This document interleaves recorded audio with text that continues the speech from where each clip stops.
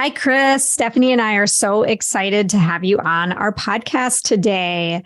We love meeting like-minded people in the health and wellness space who have really dedicated their lives to helping others, and you definitely fit that bill. So thanks for joining us today. Thanks for having me on. I appreciate it. Absolutely. And one thing we really like to ask all our guests at the beginning is if you could share one non-negotiable for you to start each day. It's about making sure the narrative is correct. The narrative for me is everything, and it really kind of defines how you're going to go through the moment and through the day. And I find that it's the narrative when we look at people who, whether you want to say successful or not, or happy or not, or content or not, the narrative determines quality of life. And I make sure that the narrative starts off on a good foot. That is so true and such great advice. I love that. What a great way to start your day. So, Chris, as we jump in today, we would love to hear your personal story in a nutshell with living with and overcoming a disability and adversity and maybe some mental health issues at some points in your life. If you could just talk about that a little bit. Absolutely. So I was born with physical disability. I have 2 fingers on my left hand and a shorter left arm. And my entire life, I kind of grew up feeling broken. You know, I felt labeled not only by like society, but by myself that I just wasn't enough. I was born wrong, almost, so to speak. And I felt that. And I lived that way for the longest time. You know, I hid my hand in my pocket or under a glove for almost 17 years. Everything from being bullied and I guess harassed majority of my life to being humiliated and in front of people because of the way I look and the way I have to function. You know, it took a long time. Up until 4 years ago, I was hiding my hand. So I got a cool prosthetic arm, you know, it's super awesome, but I was diagnosed with diabetes at 19 years old. And that was one of the starting points where I was like, hey, I can't be this disabled diabetic dude. Like, it's a joke at this point. Like, what can I do with where I'm at? You know, the motivational side is like, what can you do with where you're at to make it better? The real side is like, how can I make this suck less? You know, how can I make this suck less? Like, there has to be more to life than all of these conditions that I never asked for.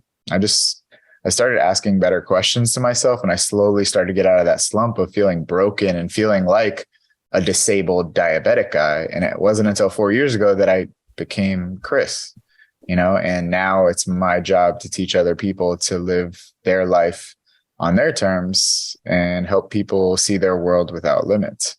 Wow. I didn't realize that was so recent. I guess when I was like reading about you and reading your book, and that was very recent, 4 years ago. So good for you for doing all that hard work. I appreciate it. It's definitely tough, you know, and I've done some cool stuff in my career. I've worked with some awesome people, got my name in some awesome, you know, magazines and TV. But one of the best things is being able to just live my life, do my daily tasks without hiding.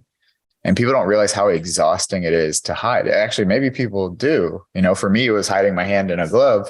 Some people it's putting on a mask, or some people it's putting on a different show or a narrative that kills you on the inside, but you have to smile on the outside because you're trying to hold yourself up for other people.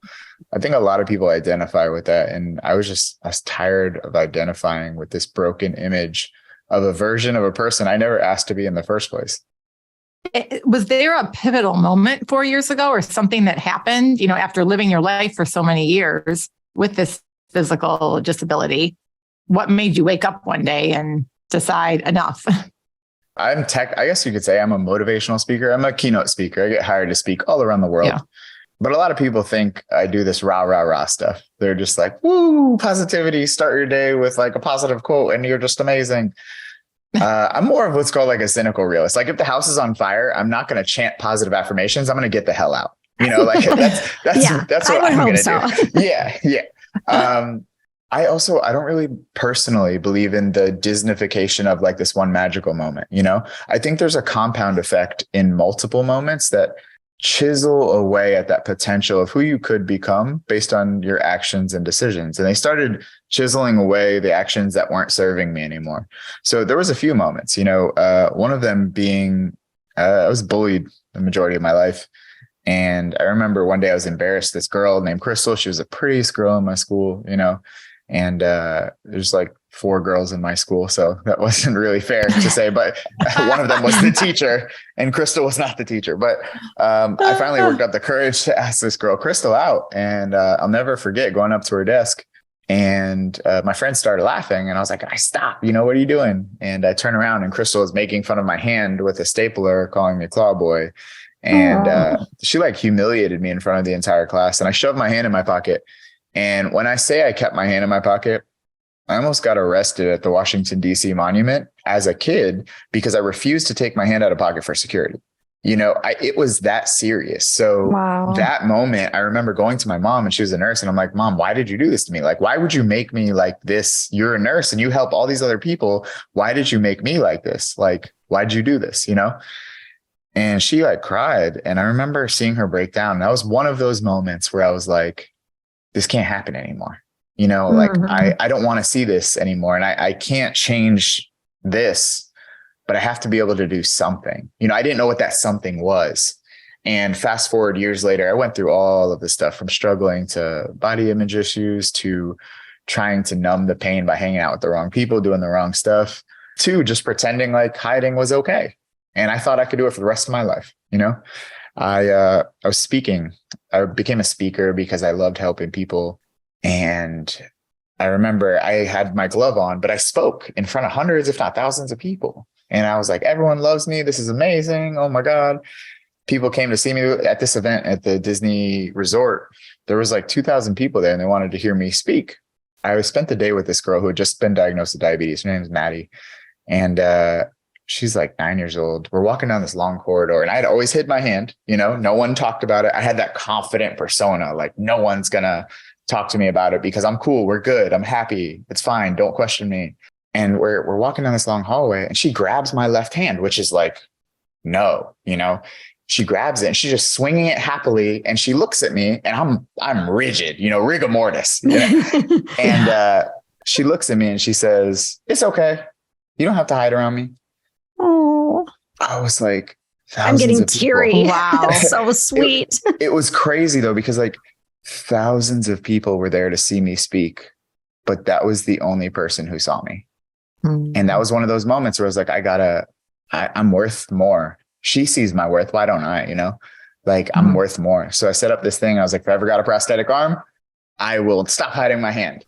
I ended up getting approved for a prosthetic arm. I put a YouTube video out just for my own comfort. At that time, my girlfriend of 4 years, it was the first time she saw my hand because she edited my video. Wow. And you had been with her for 4 years and she had not seen your hand? Yes, that's how serious it was. Okay. So I posted the video just for my own sake. I was like, it's my coming out moment. And I was like, this is just for me. Little did I know, the next morning there was millions of views. And then Dwayne "The Rock" Johnson ended up calling me and all kinds of stuff happened. So it was pretty chaotic, but my journey was not a pretty one. A lot of people want this pretty Disney moment where it's like, what was that one thing? The one thing sounds was like repeated. You did have your Disney moment, by the way, but it was one of them, but there was so many, because I wish I could say right after that I did it, but it was years after that still. Yeah, I don't know. It was a nice moment, but in the moment it sucked. It was terrible in the moment. Everything kind of sounds good looking back, but going through it, just for anyone going through it, your concerns are valid. It's not like if I could go back, I would have done it faster. I should have done it. There's no such thing as should or shouldn't. My journey was my own, just as yours is your own. Now I want to help people have better conversations with themselves. And clearly you're doing that. So how did you take these hardships and disability? How did you leverage and repackage, I guess, these limitations and your beliefs to your advantage? And I know, like in your book, The Upper Hand, you say, in life, things happen that we wouldn't necessarily sign up for, but it's not about what happens to us that's important.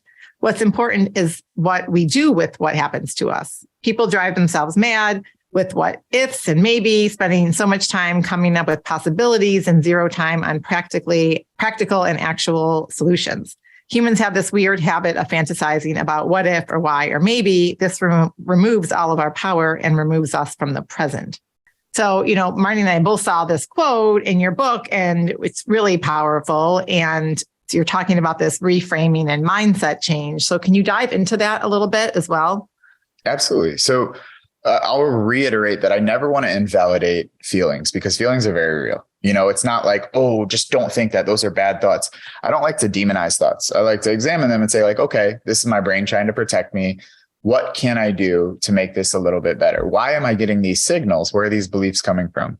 For me, when I was diagnosed with diabetes at 19, I found myself quickly falling into the trap of like, why has this happened? Where could this come from? Is this my parents? Like, did I eat something wrong? What did I do? Trying to find fault. And one, if we look at the physiological response to that, it just increases cortisol, which increases insulin resistance, which makes my blood sugar much worse. So if anything, fault was making things much worse. When I shifted from fault to responsibility. And what I mean about responsibility is not just the technical term of like, yes, I have to do something. But if we break up that word responsibility, we have the ability to respond, and we can control that. That's the one thing we can actually control, is our ability to respond. It might not be easy, but we can do it over time. So I started practicing on my ability to respond. And I was like, okay, if all these what ifs do nothing for me, what will do something for me? I'm like, okay, the way I think and how I react. Everyone will come at me and say, easier said than done. And I agree with you. But better done than said. That is always the response that needs to follow easier said than done. If not, it is a moot topic and you're going to get nowhere. If you've argued with your significant other and you said easier said than done, or with your boss or with anyone, that stops the conversation. But to continue it, it's better done than said. No one wants to get up and go to work, but they do. Easier said than done, but better done than said. And you prove that every single day. If we use that concept that we already use in our life in other areas, in the areas we need it most, you start to see things change. Not immediately, like my journey, like anyone's journey, not immediately, but indefinitely over time. It's so true. I'm just thinking about that, how you said the fault thing. And I'm thinking about even people that get diagnosed with cancer. I've known a number of people now that have had diagnoses recently of various types, and they immediately are looking into themselves. Like, what did I do wrong? It's my fault kind of thing. And I think you're absolutely right. You need to shift to that responsibility and think about, there's nothing you can do about your diagnosis. So what are you going to do with it moving forward? And what can you take responsibility for? And that's, like you said, how you react, how you respond. So I think that's really, really important to think about.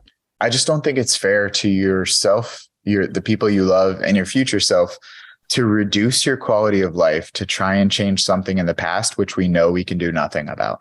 I don't think it's fair. Right. I think quality of life is the main goal in everyone. Quality of life is what people want, whether you think quality of life comes through money, relationships, health, wealth, any of that. The end goal or the constant goal is quality of life. And when we reduce our quality of life, we're in a state that we don't like. And when we feel an abundance of quality of life, we are happy with life, So why am I going to put myself in a position to reduce that when I can do the same thing on the other end? So what does quality of life mean? And like, how would you define that? I cannot define it for you, but I can damn sure define it for me. Quality of life for me means preserving the relationships that I value. It means progressing in the life that I want currently and being open to the life that I might want in the future. I have done a lot of personal growth, and I try and help people find their personal growth. I don't want you to have my growth. I want you to find what you value and what is your quality of life. The best way to answer this question is to really ask you back, what is it that you value most? And are you doing what you know you can be to increase that? Because if not, maybe you're actively lowering your quality of life by taking inaction. A lot of people are like, oh, I'm not making a choice. Well, the lack of choice is a choice itself. whether that's managing my blood sugars, whether that's, improving my relationships.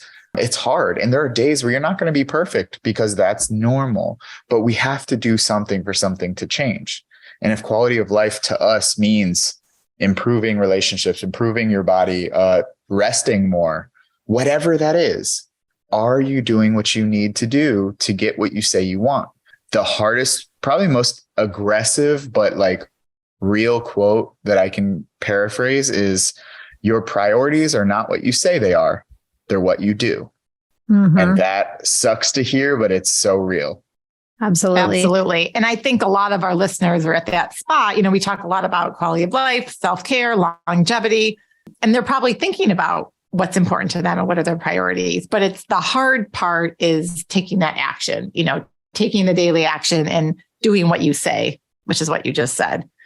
Well, and especially, I was just going to say for people like if they're, let's think of a single mother who's raising her kids and is in a job that she hates but needs the money and is exhausted from the kids and whatever, she can define her quality of life, but the steps for her to get there may be more challenging than someone else that maybe doesn't have that, situation as difficult. Of course. And that's where we never want to compare difficulties because it's definitely not an adversity competition, right? Because we could frame it differently. I could frame that same situation as she has no time. Her kid requires so much attention. She's exhausted. She's not where she wants to be in life. Or I could also say she's providing for her kid enough. She's giving her kid something a lot of kids wish they had, which is attention from their parent, even if it's for 5 minutes. She is enjoying a kid that millions of women will never experience. Framing, now we never want to do adversity like comparison of better or worse, but we want to say, can you find quality of life in your current life? Because if you can't, one, obviously there needs to be a change, but two, maybe it's a matter of perspective because I know I've been with like my dog or I've been with a friend and I'm not at the business level I want to be at. I'm not speaking as much as I want to be. I've done so well, but there's more I want. And if that carrot on the stick mentality keeps me from quality of life, what happens if I could be completely happy or content in the moment talking with you right now? We're 3 people trying to help people, but also connecting and just being present with this. What happens if this is enough? What happens if my quality of life in this moment is exactly where it needs to be? Am I busy? Are you busy? Do you have things to do later? Probably I do. But does that take away from the moment right now? It doesn't have to. Well, I think that's where, we think about quality of life and we sometimes look to what other people are doing and the external and what we think, optimal quality of life means. But it's like really reflecting. And like you said earlier, it depends on everyone's different. So if we just kind of go back to basics a little bit to improve how we manage, our physical and mental well-being and all those things encompass quality of life. How can we do that? What suggestions do you have to kind of remove some of those negative connotations of self-care? Because I think in the last several years, it just become such a buzzword and, self-care. But what does that really mean? And to your point, self-care could just be having this conversation today because it lights you up and it energizes you. And so just, how can we kind of get back to basics a bit when it comes to self-care? I'll give some examples too. We've definitely added too many, in my opinion, too many negative connotations with certain words. Selfish. When you hear selfish, you probably think a negative connotation. But when you're on a plane and the oxygen masks drop down, what's the first direction they give you? Do yourself before your children. Put on your mask. Yes. Because, and this is one of those, I live my life by this philosophy. You have to be selfish before you can be selfless. You cannot build the top of a building before you build the foundation. Yeah. If you give away too much, you have nothing to give to other people again, because you didn't preserve yourself. You have to be good yourself before you start just making all these deposits, withdrawals in everyone else. But when is it your time? It's not negative to be focused on yourself. It's really not negative. Think about what's the most selfless thing you do. And this is definitely an argumentative philosophy. I'm just throwing that out there. But what do you volunteer? Let me guess. That makes you feel good. Are you a people pleaser? Let me guess. That makes you feel good. What do you do that doesn't make you feel good? And it probably still makes you feel good in some way, shape, or form. You give yourself to the point of detriment. That's actually not even going to bring that up deeply, but that's actually a symptom of narcissistic personality disorder. If we look at the DSM-5, so a lot of the stuff we do, the majority of the stuff we do, I'd argue we do get a benefit from, and that's not bad. It is not bad to take care of yourself. It starts with deciding, what do you need to do to get slightly better in your own opinion? What are the things that you're doing that are currently holding you back? And what are the things you could add simply that could make it a little bit better? One big thing, let's say I have a bunch of books. Let's say I don't read enough. I want to read more, but I don't have time to read. I just lied to myself because I could read one page. And what do most people say? That's not enough. Why is that not enough? Because if you read one page a day for 365 days versus for 365 days, you told yourself it's not enough. One person read 365 pages. The other person read nothing because it wasn't enough. Yeah. Right. Oh, go to the gym one day a week. That's not enough. The person who went to the gym one day a week for 52 weeks went to the gym 52 times. The other person went 0 because it wasn't enough. I think it's like doing something is always going to be better than doing nothing. Yes. And we have to convince ourselves of that because it's so easy to say, well, it's not enough. If I'm not perfect, I won't do anything.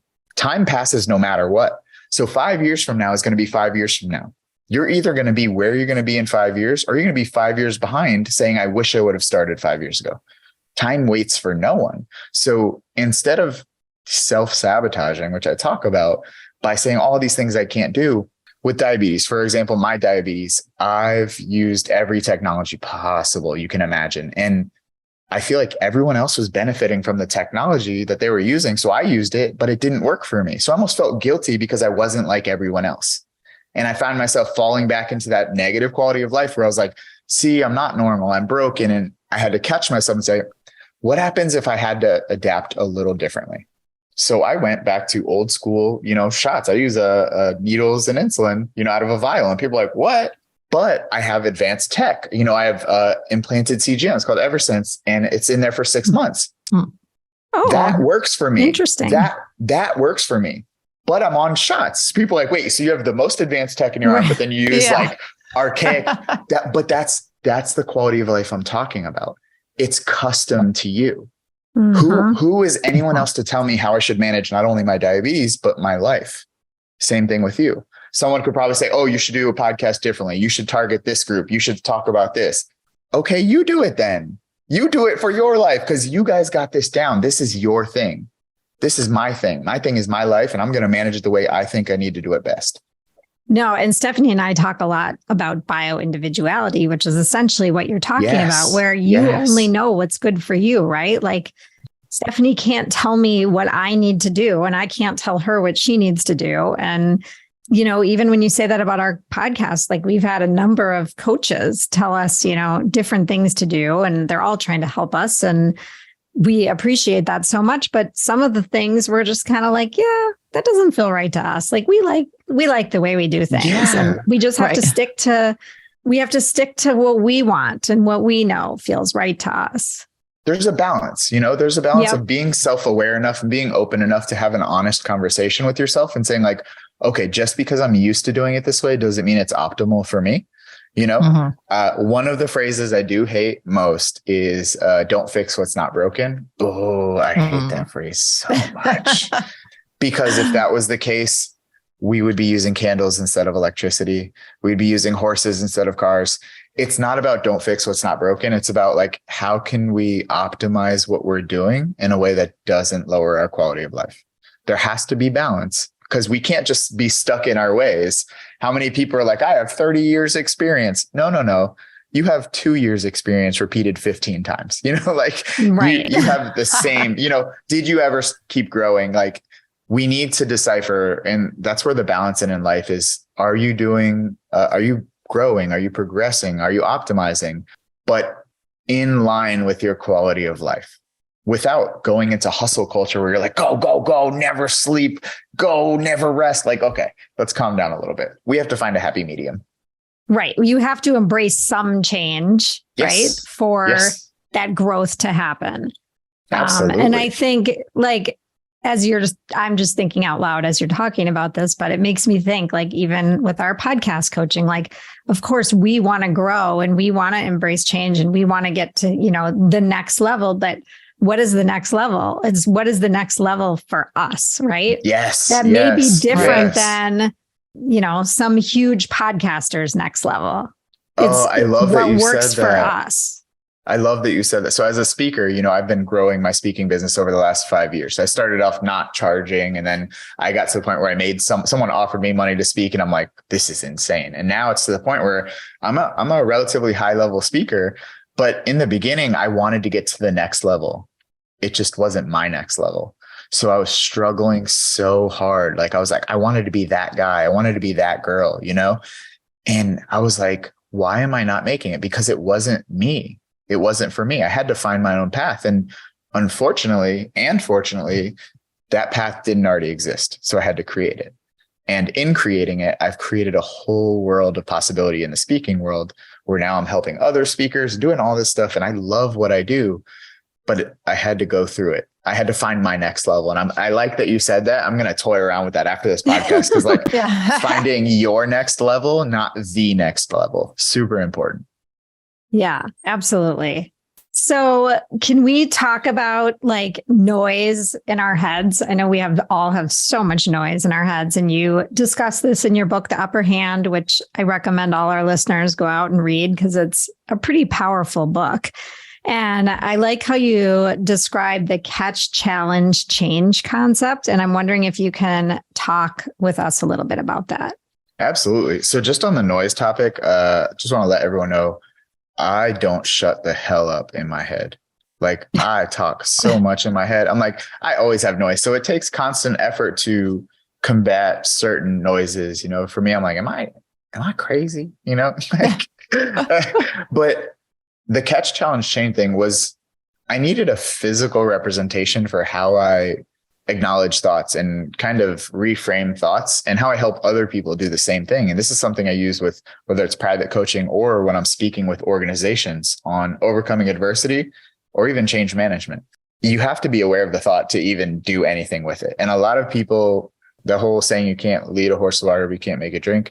You can't sell an empty seat. I can't give an idea to a person who isn't willing to listen. So you have to be willing to listen to yourself first. Is there something you're going through that you might be making worse? And in my book, I do talk about a way to even start that is, do you talk to yourself like a person you love? Because I know damn well, we have this inner negative monologue where, like, you suck, you're never going to make it, it's never going to work, you're not as good as them. But if someone you love presented you with the same problems you're going through, you'd be like, don't say that about yourself. That's terrible. You're going to find a way. You're great. You're amazing. Why don't we speak that way to ourselves? So you have to catch, is it a negative monologue? Is it a narrative that you're running with? Is it a behavior you keep repeating that's self-sabotaging you? Once you catch it, you have to challenge and say, is this true? That seems very easy, but not all feelings are facts. That was a tough one for me, because managing blood sugars, I'm like, oh my God, I have a high blood sugar right now. I'm going to I'm going to end up getting complications from this. Like, why did I automatically create an absolute from a temporary situation? Now, could I? Absolutely. Could I not? Absolutely. Why am I choosing to run with one or the other? Why don't I just stay in the moment and say, what can I do right now to make this better? What can I learn from this moving forward? So I have to challenge that and say, not all feelings are facts. Cool. So maybe that's not true. And let's change it. And if maybe that's not true, why don't we run with something that's more in line with creating quality of life? What could I change that to? Well, I had high blood sugar. There's no reason to tell myself an excessive story about that. I don't know if you've ever accidentally over-seasoned food, but it tastes pretty terrible. We do that with our stories all the time. Like, you drop a plate on the ground. You're like, oh my God, I dropped the plate. I was working 20 hours and, and I'm like so busy now, and I got to get a new plate, and everything sucks. Or the person drops the plate and they yell Opa, and they're dancing on tables. Like, what is the difference? The reality is, the only thing that happened was the plate broke. Everything else is the story you decide to tell yourself. So right. What is your plate breaking? Is it not getting enough views on a podcast? Is it not getting the speaking gig you want? Is it the relationship didn't work out? What is yours? Now, I'm not saying it's not bad to you, but I am saying, why make it worse? Why make it worse? Right. Don't overseason your stories. And it's not, you talk a little bit about this in the book, and I can even relate this to my own life, is people take lessons from the past or experiences in the past, and then they create these behaviors, and then they're like, oh, like they're in this negative self-talk pattern. And it's just this like self-deprecating narrative, right? And I like what you said about like asking yourself the question, is it true? Because I feel like Byron Katie or someone else uses that. And I've actually told my husband to use that with me when I get into this rut. And he'll be like, is it true? And then of course, when he does it, even though I told him to ask me that question, I get annoyed with him for it. Right.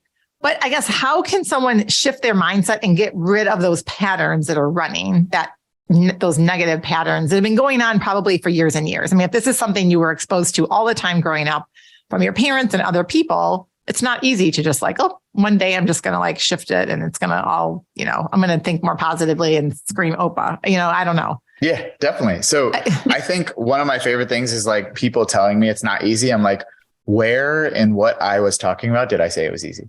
I'm like, basically when someone says that's not easy, I say the sky is blue. And they're like, I'm like, yeah, we're both talking about things that are true and they're not relevant. Nowhere did I talk about easy. I was just going to say, knowing that it's not easy, like what would be your first step to doing that hard work? Easy or hard, it doesn't matter. Easy or hard, it doesn't matter. What matters is getting started. And we have to ask ourselves, if you wanted to become a professional basketball player starting today, could it happen today? Probably not. Most likely not. But what would you need to do to even begin that? You'd probably need to buy a basketball. Then you'd probably need to start dribbling. And then eventually we get to the point where we would start shooting and missing shots. And then we'd still have to start shooting and missing shots and maybe making one here and there. And then we'd have to work on our footwork. And then we'd have to get stronger. There's a lot of things we need to do. But again, time passes regardless of whether you do that or not. So you're either going to be more advanced along that journey of getting better, so to speak, or you're not. It starts with the little steps, and we can't undermine the little things. I should be so much farther ahead. No. Where's this timeline you're creating of yourself? What is this fabricated timeline? It's the little things we need to do over time. If we've conditioned ourselves for years to have this negative inner monologue, we've gotten really good at it.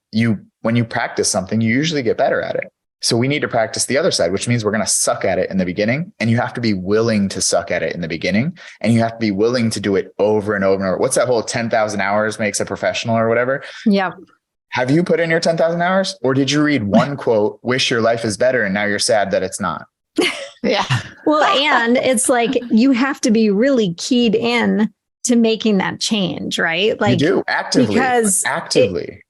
I'm assuming like Stephanie, when you asked John to remind you, it's because you get in a pattern and it's hard to know when you're in it, or to like step outside of that pattern. And actually, it's like sometimes we need someone to shake us and be like, you're doing it, you got to stop or whatever, just to acknowledge and realize that that's happening. And you just made me a sense of willingness. Yeah.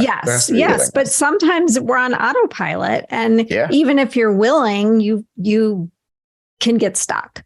And it makes me think of, I think it was you I was listening to on another podcast where you talked about people wanting to make a change in their fitness routines, and they buy the shoes and they buy the gear and they buy the water bottle. But actually, that's all lovely and great, but you have to actually take your first few steps, or, you buy the basketball, but you actually have to try dribbling or shooting or something, right? You have to go past the gear. Yeah. And I did the same thing with like photography and videography. Like when I first got started, I was like, I need the best camera. And I'm like, well, I need the best lens. I need a better light. I need a better setup. When in reality, I had everything I needed. And that's a perfect example of, we often have everything we need right now to start. We're putting it off because we're procrastinating. And two, we're looking for quick dopamine hits, which is like buying some gear, or hiring someone, or paying someone to take responsibility from us, because responsibility sucks. It doesn't feel good. It doesn't feel good to say, this is what I need to do, and it hasn't happened because I haven't done it yet. That doesn't feel good.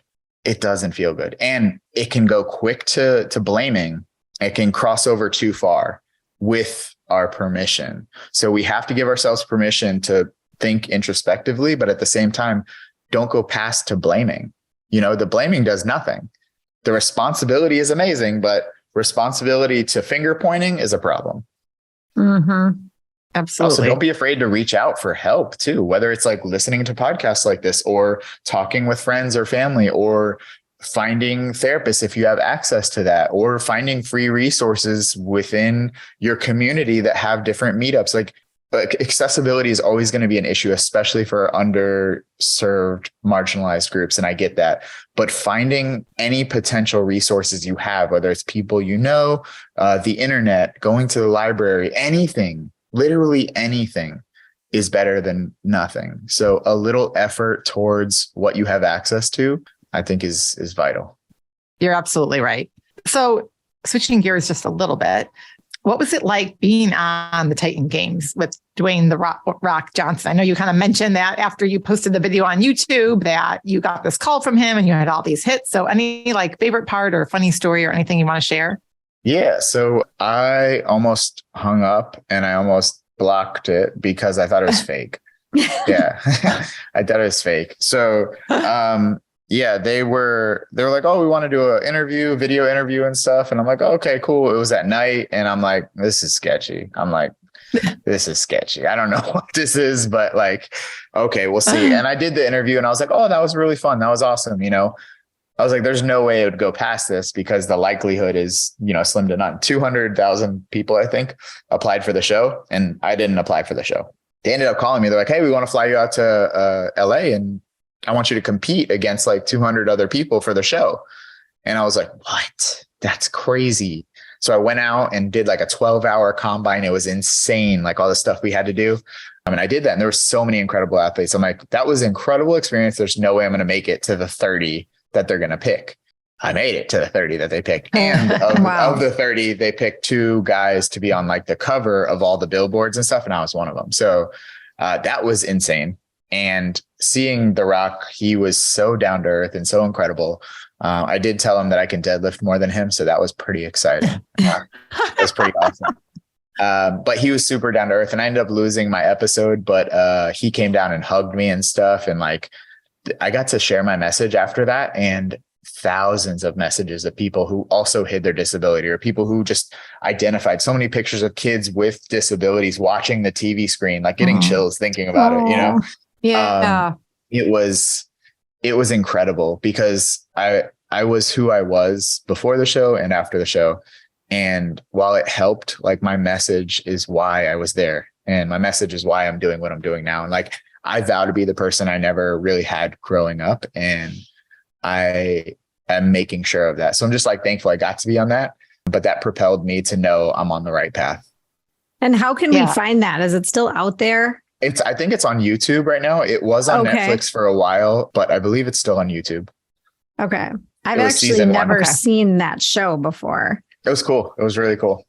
Yeah, we'll try to find it. And I was actually looking for it yesterday and I to link it up initially, but we'll link it up in the show notes because that would be fun. And you're right. Just having that, I don't want to say like a role model, but someone that's like you, if you will. And so you know, for all the kids out there, which I think is so important, especially, you know, those teenage years and even younger, kids are mean, right? They're insecure and they're going through stuff and they're mean. And just to have you and others that are like telling your story and trying to get people to not hide whatever it is. It could be a physical disability or a mental one, and just tell their story and be a little bit vulnerable like you are and know that you're not alone can really go a long way to helping someone. Absolutely. Representation is extremely important. Yeah. Yeah. So that's just amazing work that you're doing. I appreciate it. Yeah. So Chris, I'm wondering what you would say to our listeners, like if they're currently having a rough time right now, or maybe they're feeling down on themselves and they are wanting to, you know, take that step forward to get out of their funk. What would you suggest? I know you've suggested a lot of different things to do, but what would be that kind of first step to just get out of this rut? I think definitely have a real internal conversation with yourself. Like my book really focuses on internal communication, self-communication, because we hear that whole communication as key thing. And we've heard that our whole lives. Communication is key, but I argue that that's step 2, because step 1 is self-communication is key. If you can't communicate with yourself, how could you expect to communicate with others? So have that real conversation and saying like, okay, what is going on? Is it as bad as and not saying it's not, is it as bad as I'm saying it is? Am I making this worse than it needs to be? Are there things I'm doing or not doing that is making my situation worse? Am I telling myself a story of I should be somewhere else? Am I telling myself a story of a timeline that I should have, that I made up in my head? Am I punishing myself for not hitting milestones for an unrealistic timeline? How many people do that? Like, I know I was super guilty of that. All of us probably do. Time. Any sort of entrepreneur probably does something of that nature. So yes, I still do that. It's not right to beat ourselves up. There's a difference between accountability, responsibility, and punishment or blame. We have to take responsibility, yes, but we also don't need to beat ourselves into the ground. So ask yourself these questions. Is this something that I can do something about? In my book, I do have a diagram, which I love. It's asking people, do you have a problem? Yes or no? If you have a problem, yes. Can you do something about the problem? Yes.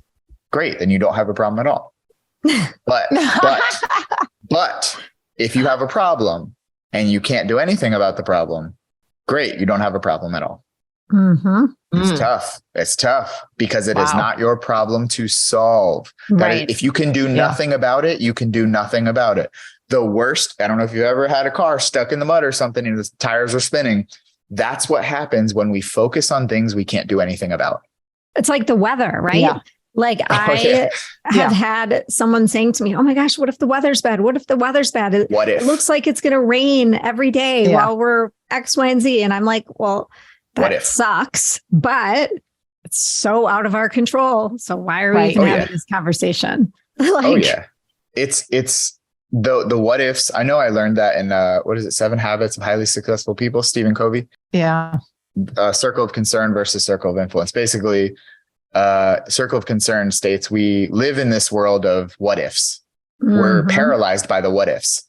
Circle of influence is a much smaller circle that if we move into that circle, we're focused on what we can do with where we're at. We take away the what ifs and we focus on what we can do. That really changed my life, and I'm going to do a quick little experiment for you guys right now. And I love this. What are feelings that come up with when you like a flat tire? What feelings do you have? Annoyed, frustrated. Yeah. Anything else? Maybe angry, maybe any of those, right? Yeah. Yeah. All those. Cool. Well, you guys are lying. And I'm going to show you that actively, because when you drive by someone with a flat tire, you don't feel any of those emotions. So it's not the flat tire. It's the fact that it happened to you. Often it is not what happens. It's our interpretation of what happens and the story we tell ourselves past the interpretation. So yes, it sucks, but it's not the thing that sucks. It's because we're telling ourselves, well, now my day sucks. Now this, now this, now this. What if? We've built so much. We over-seasoned the story because the flat tire does not cause any emotion, only the fact that it happened to you. Mm-hmm. It takes really focusing and saying like, okay, is it the situation that's pissing me off? Or is it the ramifications that I'm imagining in the situation that's making me mad? I have a quote hanging up right here and it says, we suffer more in imagination than in reality. Oh, I believe that. Yeah. By Seneca, we suffer more in imagination than reality because we tell ourselves these what if scenarios, and we should be the next Steven Spielberg because we create these motion pictures of negativity and sadness beyond all belief. And we believe it so much that we cry and get upset about things that haven't happened. We suffer in our imagination more than we do in our reality, oftentimes. Okay. I think I'm going to tell that quote to my husband. He's going to be like, that's you, Stephanie. Like that just encapsulates so many conversations that we've had over the years. Oh, yes. Yeah. That's powerful. Mm-hmm. Yeah. I have it hanging up in my room for a reason because it's something I need to look at every day. Yeah. And I'm quick to spiral. I'm quick to just like run all the bad scenarios out. I try and practice this like controlled pessimism thing where I'm like, if you can imagine the bad and the good situations, you're prepared for anything. But if you spiral too far out of it, it's a problem. Mm-hmm. A lot of people are like, no, think positive. I'm like, if you only thought positive, you wouldn't have a spare tire on your car. Think about that. Wow. You have preparation. You probably have a first aid kit. If you thought positive, you would never have a first aid kit. If you thought positive, you would never have a smoke detector. If you thought positive, you would never have a seatbelt. There is a good application of preparing for potentially negative situations. But if that seatbelt stops you from ever driving, that's a problem. Balance, balance. So, wow, I feel like we could keep talking all day here, but I know we're running out of time here, Chris. That's okay. So can you tell our listeners, where can people find you? How can they connect with you, work with you, hire you to speak, buy your book, all those things? Yeah. So I built my business on social media. I'm very fortunate that I was able to build a large social following. So everything is just at Chris Ruden for Instagram, YouTube, TikTok, and my website is chrisruden.com. Whether you just want to have a conversation or you're interested in having me speak, just feel free to message me anywhere. My book is available on Amazon, but I just appreciate anyone listening. And I appreciate you guys for doing this, because this helps so many people that need the introspection, that need the different perspective to make a choice. So we need more of this. Yeah. And I mean, I think everybody can do that introspection work. Like it's a journey, right? There's no end point. And when you don't need this kind of work anymore. So thank you for sharing all of your tips and suggestions and motivation. And Chris, one thing we like to ask all of our guests as we wrap up the conversation is, what does the art of living well mean to you? The art of living well to me means having quality of life, finding what quality of life means to you, pursuing it, and actively protecting it. There's a balance of doing the things you need to do for your life and resting and enjoying the relationships, the wealth, and all of that. Make the decisions that protect your quality of life. And that is the art of living well. That was so well said, very succinct and just true and relevant to everyone. So yeah, thank you for sharing that and sharing your story. So yeah. Thank you so much. Thank you for having me. I appreciate it. You're welcome. Have a wonderful day. You too. Bye. Bye-bye.